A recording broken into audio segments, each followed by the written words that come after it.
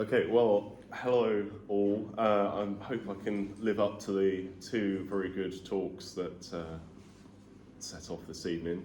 I guess I should put out at this stage that I'm not from Mersey. I'm not even from Essex. I'm from over in Hertfordshire.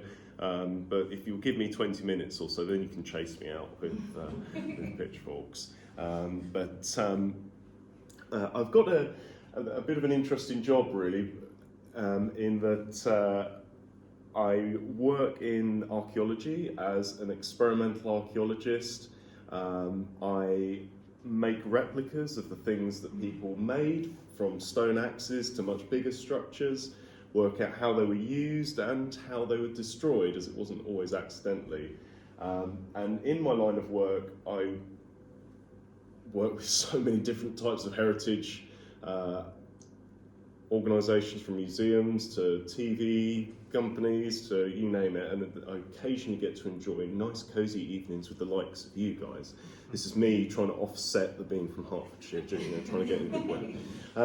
So it's a really nice change for me to come and perhaps talk a little bit more, rather than the purely academic side, which is what I'm more used to the more fun beliefs and folklore and ritual or even ceremony of prehistory. And this is where I put out the disclaimer straight away that whereas beforehand we had some really nice personal close stories of individuals and even photographs of individuals from the recent past, unfortunately we don't have any of that written stuff from prehistory, and that's why it's called prehistory, because there wasn't any writing. So for any of those stories, they really have to come through the world of archaeology, whether it be those excavations on Jersey, and for a lot of the pictures went up to pull back lots of memories of much time spent on Jersey, including an unusual tale coincidence I had myself at Hoogby, which I'll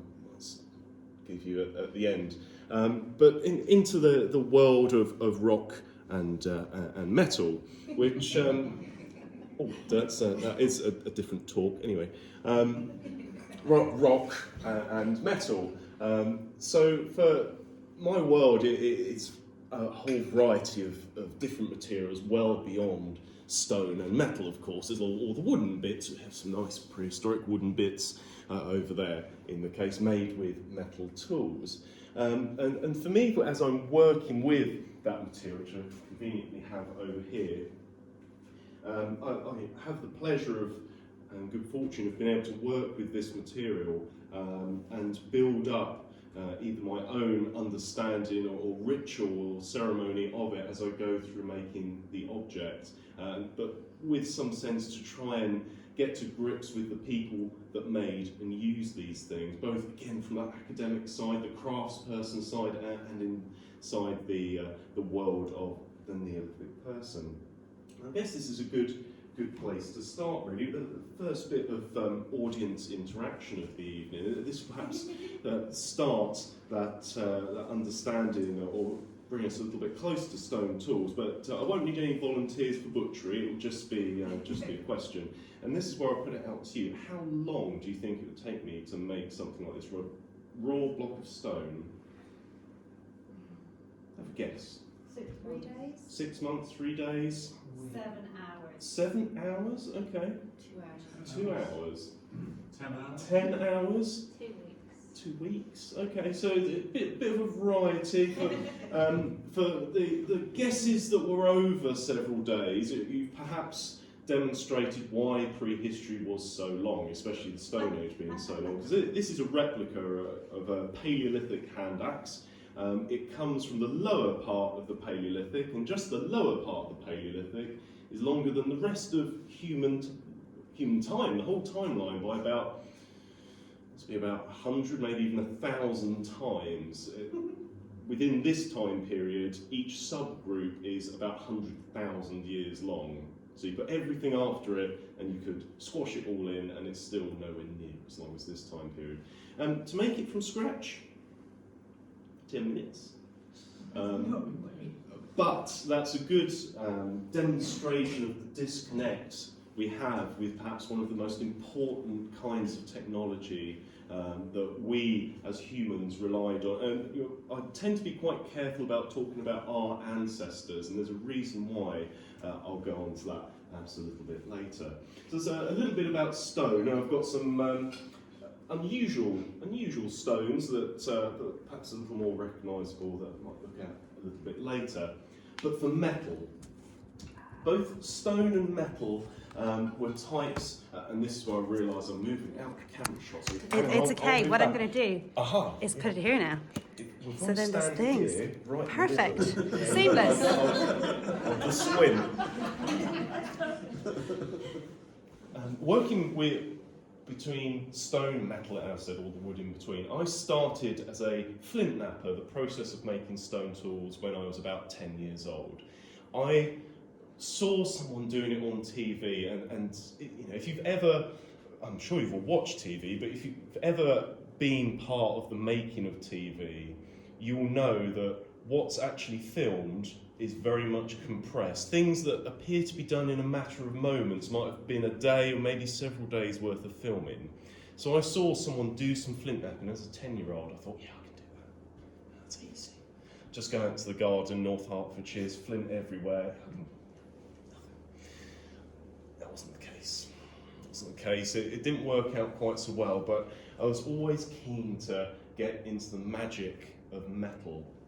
And this is perhaps where there is still a little bit of magic in the craft, in turning a lump of stone into something we see as quite aesthetically pleasing today, but still very functional, or even more so for metal, for turning a fairly unassuming rock that might be a funny green colour or a little bit heavier than usual into this glowing material that then can be worked into an axe. It is almost a bit of a magic unto itself, really, and then piecing together how that fits into the archaeology, even for somewhere like Mersey, how your trackway was made using axes that were probably a little more advanced than this flat axe, but it all fits into the same boat. And I have the pleasure of working with the likes of the British Museum. Did anyone go to the World of Stonehenge exhibition? A few of you, good. It was one of those exhibitions that they only come around every 25 years or so, and they had the star piece that you can see behind my shoulder, but you get to see the same one in reality. They had the Nebra Sky Disc, which is the first time it's come to the UK. This is where I had to think quite carefully about having some highlight objects, because otherwise we'd be here all night talking about all the various exciting bits of prehistory. The Nebra Sky Disc was found by a detectorist working illegally on a scheduled monument, and found the disc apparently with a hoard of an axe, 2 daggers and some bangles. He then went to his local museum with the disc and offered the disc if they were prepared to pay 500,000 Deutschmarks, which gives you an idea of how long ago it was. They said no, and he went off, and at that point they decided to notify the authorities, because there seems to be a bit of a disconnect there, that he thought he was going to get away with it. But there's a fascinating story that could really be a Netflix documentary by itself, of how the police managed to track the Nebra Sky Disc on the black market, to the point that there was a sting in a cafe in Basel where they managed to stop the disc just as it was being handed over, and would have just disappeared off into the ether, but is now one of the highlight objects from prehistoric Europe. And again, a little bit of audience interaction, just because I know we're at the end, and I know the pub may be calling, but at least this way I can keep you with me a little bit. So we'll start easy, or let's go for the obvious. What would you say this is? You can all either shout out in unison, I can take hands, whichever works. But you should be thinking, yes, that's the moon. That one's fairly obvious, and I've taken that one out of the equation. What do you think this one might be?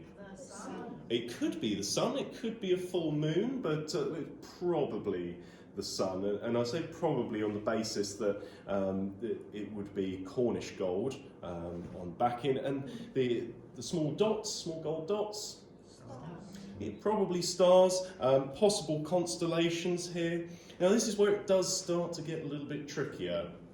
We'll start with these bands, these features on the side. Tide, I like that one. That's it. Yeah, tide could be. Mountains and sea. Mountain, sea. Any others? I don't have the right answer, so I wish I did. They're just the brackets containing the magic of the whole thing. Could be. Yeah, could be. I'm more just interested as to what you might come up with. Eclipse representation? It could be. Yeah, that's an interesting one. There's one that... Just to hold it. It could be. There's one that I have that hasn't come up yet. Boats. It could be boats. This has also been interpreted as a boat, but this might not be the right way up. We're guessing it's that way up because those big things in the middle tend to move across the sky in that way. No more? Well, I've wondered whether these could be the divide between night and day. That point where the sun disappears over the landscape and you get that slight curve of the Earth if they were stood very, very high. Whether they understood curvature of the Earth or at least realised or discovered it is another thing. This feature at the bottom we don't know. I like to think it might be a rainbow, which I mean it'd be that way up. Because I've often wondered how on earth did people interpret rainbows out of anything going on in the world? But archaeologically, we have nothing from rainbows, possibly apart from this. The interesting thing about it is that it was made in several phases. The bronze, as for this one, was hammered out from a bun ingot. The stars, moon and sun, if it is indeed that, were then added. Next phase, after a period of time, were these bars on the side, and then again after a period of time, this feature at the top was worked in, and finally the holes around it. But we don't know whether it's for telling the right time of year to plant your crops based on the constellations you might be able to see. We don't know if it's some kind of religious icon that might be brought out at a certain time. We really don't know too much about it, and this is going back to our understanding of ritual, ceremony and folklore prehistory. It is just almost totally missing. We know so little about it. And this is where we really have to make some of it our own. And for me as the experimental archaeologist, actually getting to experience some of those processes in the making, you get some sense and feel for what it might have been like in prehistory, whether it be slicing your finger when you're working with flint and what that feels like, or lugging round lots of ore.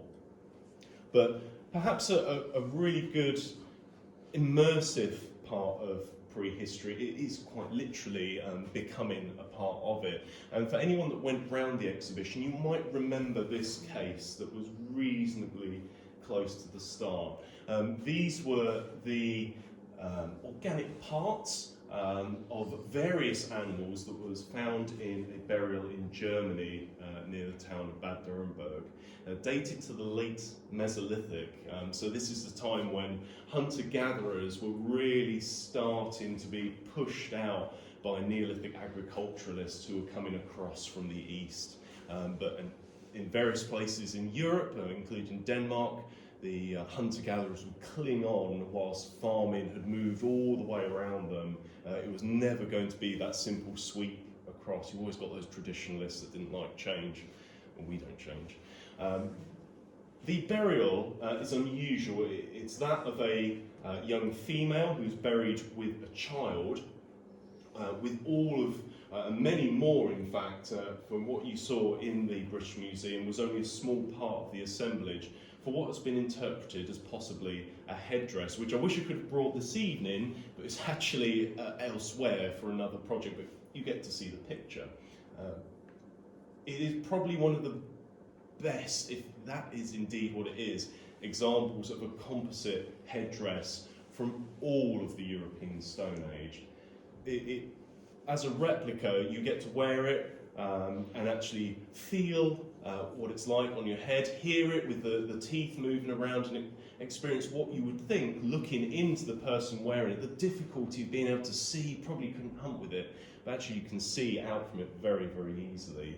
And what it does create from you looking into the person wearing it is a visual barrier. You can't see whether it's your partner, your child, family member, your best friend. Once they've got that headdress on, that's a very different looking person. A bit like the Lion Man from earlier, you have that join between humans and the animal world around them. And there's plenty of evidence of that relationship between humans and animals right through agriculture and the Bronze Age. It's not necessarily just a hunter-gatherer Ice Age phenomenon, that close relationship. We still have it today, of course.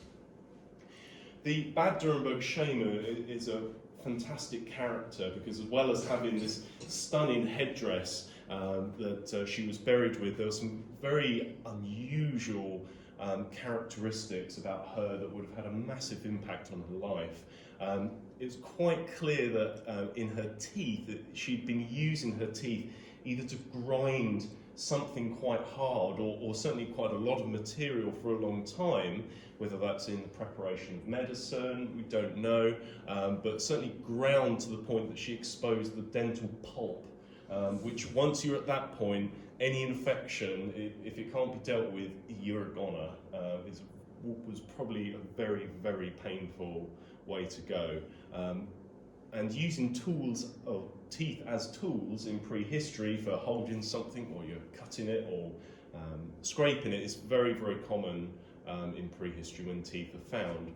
But perhaps more interestingly, for a little bit more about what we've been talking this evening, was that she had an abnormal bone growth in the vertebra in her neck, which would have meant that there would have been pressure on her spinal column that almost certainly led to spasms, fainting, severe headaches, and other almost certainly visual disability as well, which, looking at ethnographic accounts for people who have suffered similar, they've been treated with veneration and special care because they can enter trance-like states, totally out of control situations that have an extra special status for people in prehistory.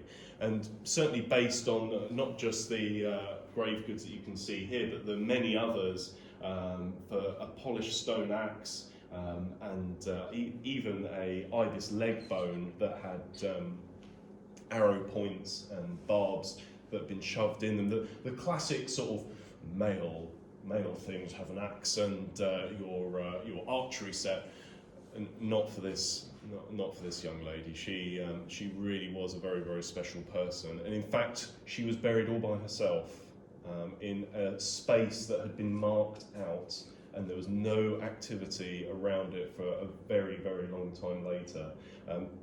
The only later activity, I think from memory, because I did a recent report about it, was about 400 years later, someone put a post up very close to the burial, and that's it. Nothing around it. Well, whether it's to mark it, to not touch, we don't know. But as well as the Bad Nuremberg shaman, of course, have the Nebra sky disk and how that fits into our world, our cosmology of prehistory, we don't know. When making a lot of these tools and trying to work out how they fit into the likes of Mersey and the landscape around, I always enjoy trying to get to know the local area a bit more, and hopefully at some point be able to revisit. And perhaps back to Jersey, this is inside the new longhouse at Lahugby Museum, in the process of doing some filming. And it's great to be able to pass on as many of these skills as possible to the builders of the longhouse who are using stone tools to cut down the trees to make the longhouse, or to do the coppicing work or the thatching to make the roof. And for me to really try and get to grip with how prehistory and archaeology has that importance today, it's projects like that, or the project you're doing here, in the Deepenings project, that working with those natural materials, you can start to get a sense with how people have interacted with the landscape around them for many, many thousands of years, whether they be pebbles from the beach or flint from your beaches, and how they would have affected people for many, many thousands of years.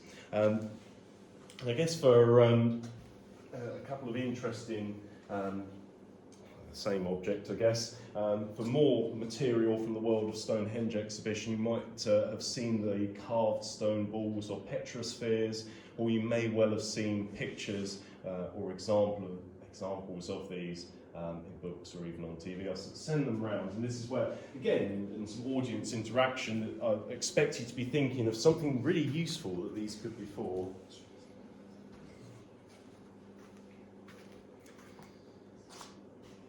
And as you're doing that, hopefully this will, oh, there we go. What you're seeing is the process of making the kind of axe from the late Bronze Age, from the Ewart Park phase, again from the same time period that your trackway came from, and was probably the same axes that made. In fact, it's this mould here, which I won't show the other side because otherwise that would spoil it. This is one of the challenges that I had to try and work out for myself, really, because the mould I have in my hand is made of bronze. And in the Bronze Age, the earlier image with the bronze being cast into the open mould, that is made of stone. And for a lot of Bronze Age moulds, or our understanding of the Bronze Age, things were cast in stone or clay, because they're quite tough materials. They can withstand a lot of heat. But we do also have bronze moulds, which were cast in liquid bronze into a solid bronze mould. Might start to sound a little counterintuitive. There's possibility for things to go wrong there, but there are about 20 to 30 of these moulds that have been found in the UK, and it's been suggested they might be for making wax versions, they might be for lost lead, but I always believed that you could, with the right temperature control, cast bronze into bronze. So eventually it was decided that I need to put some rare spare time aside and actually have a go at making one of these moulds. And initially, after a couple of loud bangs after pouring liquid bronze in, and then either not being too hot or not quite hot enough, or there's still been a little bit of moisture in there and kicking the liquid metal straight back out the top, safety equipment was worn, as I'm sure you can imagine, but it still sounds like a gunshot when it happens. An axe eventually came out and didn't explode back at me, so I was able to work out that you could cast bronze into bronze at just the right temperature. And I had temperature gauges. In the Bronze Age, it would have done purely by experience of eye, by colour. They do come apart a little bit, but if you hold the lower half, it shouldn't all fall apart. So, in terms of, I guess, reconstructing some of that joy, that ceremonial ritual, even folklore for how the axe would have been born, either for the likes of a stone axe that might have been quarried or mined at somewhere like Grimes Graves that you might have heard of, for potentially younger people who would have been sent the 16 metres down into the solid chalk, into what would have been sort of fairly open, half-lit space that then would have had to have crawled in very narrow spaces, perhaps with a chalk lamp, into the belly of the earth to bring out what would have been a very large block of glassy black flint with an antler pick without the roof crumbling down on it. We do have examples of that happening. Really would have been a rite of passage for them to then pull out a block of flint and within an hour or so nap a head and polish it into an axe head like so. In fact, you are about the right age to be sent down a flint mine. I'm sure, and there's flint around here as well, so you perhaps found a new job. that for young people who would have been doing those mine activities, and of course they hopefully would have grown up as well. I mean, I guess we are all here, so some of them must have grown up at some point. They would have built up that folklore and understanding of the axe and how the axe would have changed the world around them, because it is, as well as the hand axe from earlier from the Paleolithic, it's this axe from the Neolithic that would have changed the Neolithic world and changed our world, because with this tool came about farming, which, although we rely on very much so today, was probably one of the worst inventions humans came up with ever. It allowed our population to increase dramatically, but had a very detrimental impact on our dental quality, our hygiene. People were living much closer together. Prior to the Neolithic, we get very little evidence of violence. In the early Neolithic, the time of the dolmens in Wales, in Jersey, there are examples in Wales and elsewhere around the country. In today's world, including those that are quite unstable, you've probably got a 3% chance of being killed violently. That's including the whole world. In the British early Neolithic, regardless of sex or age or social status, you had a 33% chance of being killed violently. It was an extremely violent time. So think of the Stone Age as being a fun, peaceful time. Not the case. Definitely not the case. But it is these tools that really would have brought about that massive change. And I've realised I've sort of waffled in and out of different materials, different parts of prehistory, but I hope that's given something interesting to listen to, with me sort of giving a gentle cover. I have no idea of timing, whether that was way off, No, that's too little. beautiful.